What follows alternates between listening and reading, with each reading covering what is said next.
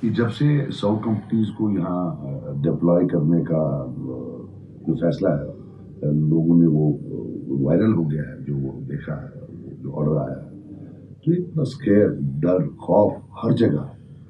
اور تشویش ہو رہی ہے لوگوں کو کہ کہیں جو یہ ہماری اسپیشل آئیڈینٹی ہے، جو ہمارا اسپیشل اسٹیٹس ہے اسٹیٹ کا، جس میں آرٹیکل 370 ہے، 35 ہے، کہیں اس سے کوئی جو ٹنکرنگ یا اس میں کوئی اس کو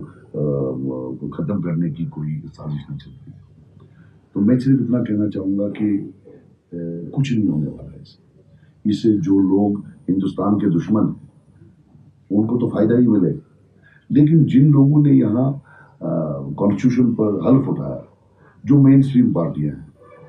جو سمجھتی ہیں کہ ان کی تقدیر ہندوستان کے ساتھ جڑی ہوئی ہے، یہ ان کے لیے ان کی کریڈیبلٹی ہو،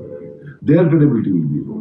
وہ تو گلوریفائی ہوں گے، جو اینٹی انڈیا سٹانس ہیں ان کو تو ان کے لیے تو ایک گلوریفیکیشن۔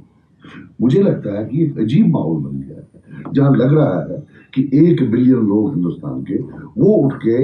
کشمیر کے کچھ چند لوگوں پر، ہم نہیں آرمی، ہم تو 60-70 لاکھ ہوں گے، ان پر حاوی ہو کر دکھانا چاہتے ہیں کہ ہماری تعداد زیادہ ہے، آج ہم تم کو سبق سکھاتے ہیں۔ بڑے جو گریٹ نیشنز ہوتے ہیں یہ طریقہ کار نہیں ہوتا اپنے ہی لوگوں کے ساتھ پیش آنے، ایسا نہیں چلے۔